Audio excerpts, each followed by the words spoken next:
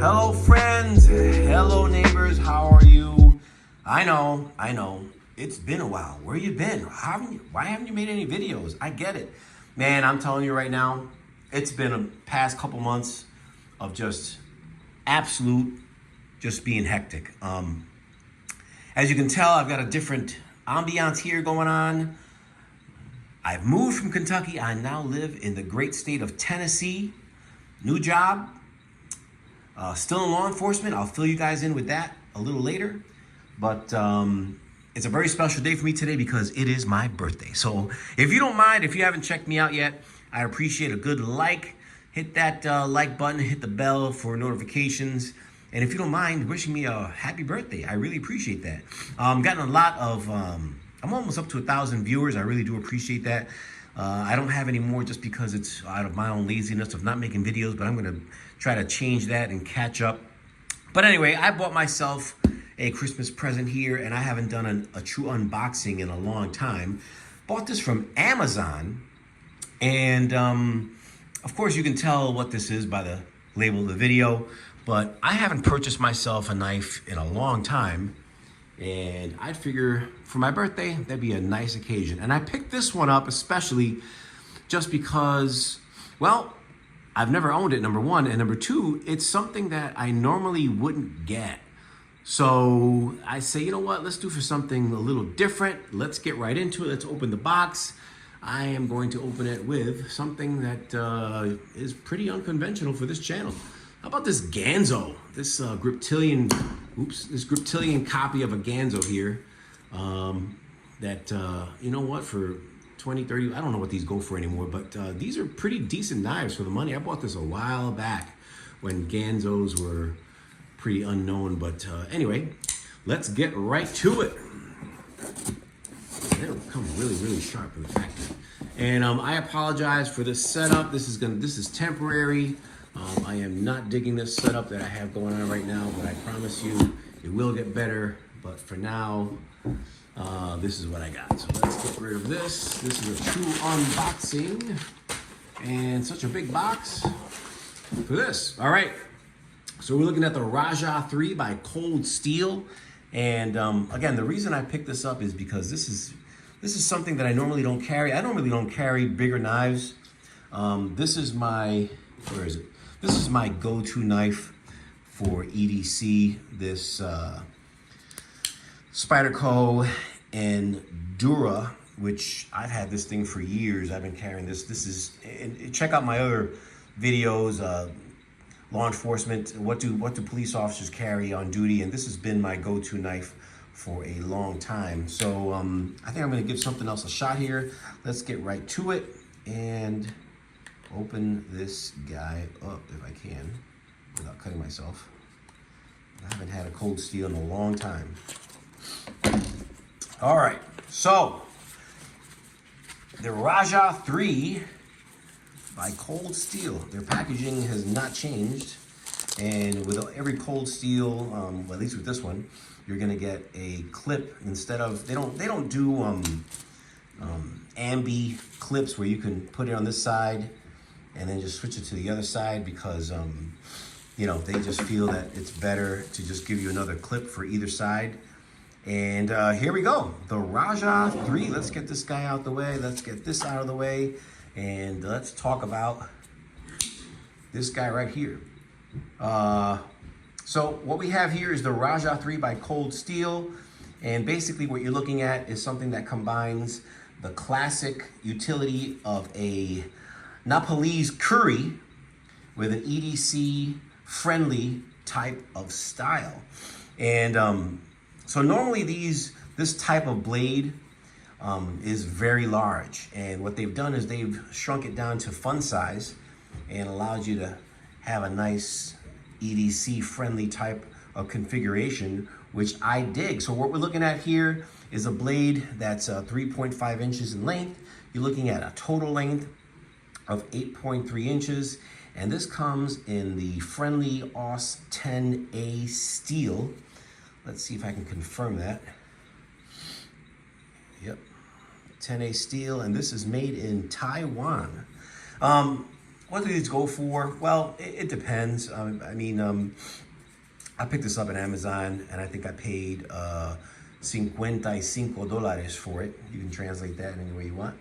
And I think which is a pretty decent price for something that is in this configuration. You're looking at also stone wash finish on that blade.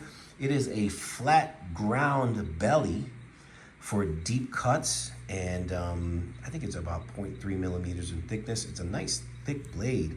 I'm digging that stone wash finish just because you don't have to worry about scratching it up. It'll hide wear very nicely. The handle is made out of what they call Griv X, which is basically a fancy polymer, and I think it does not have any liners. It doesn't have a liner. I think this is just polymer all the way through for the liner. Their lock, of course, they're gonna stick to their tried and true triad lock back, which is very, very, this guy's brand new, which is very, very tried and true, very strong. Comes tip up carry, but remember we can always switch it to the other side for a left pocket carry. And of course, Andrew Demko is to blame for this type of design. He's the spearhead in this project. I think he did a great job. And you're looking at a weight of a reported 5 ounces. And let's see if that is correct here. I've got my wife's cooking scale. And let's get this at 0 and see if that is true. Wow, 5 ounces on the dot. So yeah, this is good. Let's see how this compares to my everyday carry Spyderco, which is 3 3/8 ounces. So it's a little heavier. Let's see what this, just for giggles, I carried this today on a hike with my son, and this is my my SA Rowan, and this chunker is about 6 1/4 ounces without the sheath. With the sheath, you're looking at about 8 1/2 ounces. You're probably saying, well, what does that have to do with that? I'm just comparing more or less weight of what you're looking at. So about 3 more ounces for a full size knife. This is really stiff, but when that thing locks, that locks into place really, really nicely. As far as a size comparison, let's take a look here. Man, that lock is really stiff. So if you can see side by side, you're not looking at much of a difference in total length. Let's open it up.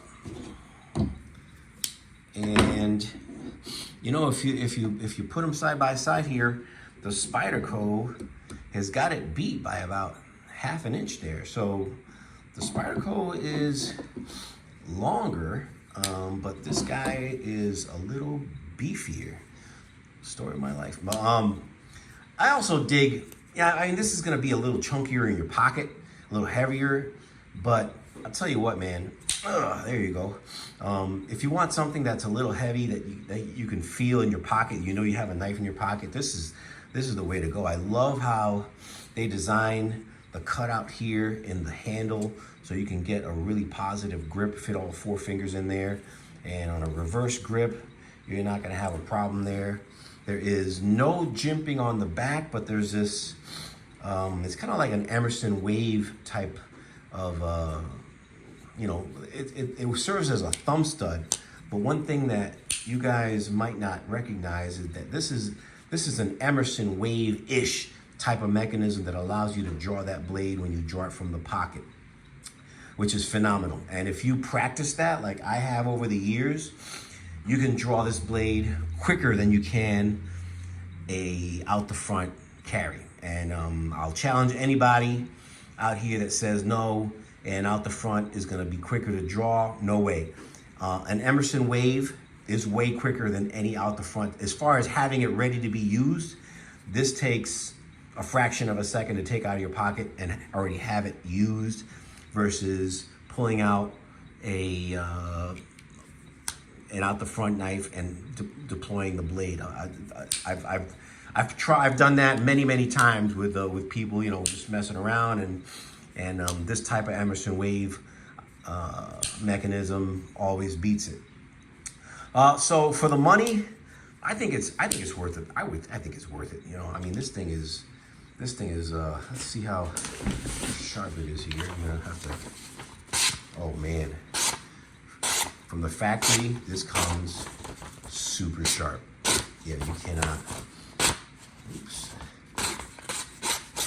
That's me. That's not the knife. But yeah, this is super sharp. That's just me. Anyway, making me look bad. But yeah, this is really, really sharp. I'm digging it. You guys do a really good job with your sharpening at Cold Steel over there in Taiwan. They used to be made in the USA. No longer is the case. I do have, I think, a couple USA made Cold Steels that I bought maybe 10, 12 years ago. But I don't think the quality has diminished. It's not noticeable anyway. I think they're over the years they've shown that they've been tried and true. This pocket clip is, the retention is always superb with Cold Steel. The only thing that I recommend that they should do, and I think, I can't really tell, but if you can see where the bevel meets, you know, where this would meet your pants right here, they need to shave that down, because that'll tear up your pocket really quick. What I normally do is I remove these 3 screws and I sand it down a little bit underneath there, and that makes it a little easier to draw and allows less wear and tear on your pants. But I'm digging it. I think for $55, I think it's worth it. And you know what? I would say that this is a decent birthday present for myself, or Father's Day that's coming up. One thing that I forgot to mention, it does have a lanyard hold there, and I will be putting a lanyard on this because it's that kind of knife. And I like how they put the lanyard on the tip-up side, just because you can sneak that out of there and put your lanyard on there. That way you can have this a little bit more concealed in your pocket. But all in all, I think it's a great blade. I think it's a great purchase. Thank you once again for hanging out with me. I really appreciate you guys. Again, if you have not subscribed, hit that like button, hit that subscription button, hit that bell for notifications. And that's it for now. Thanks very much. I've got more stuff to come. I've got some freebies that I got from Olight. Yeah, and I would like to say thank you to Olight for sending me a birthday present. Hold on one second, I'll bring it to you. Check this out. Thanks very much, Olight, for sending me my birthday present. They're really cool, man. But yeah, that is all for now. Thank you guys. I'll see you guys the next time. Be good. Peace.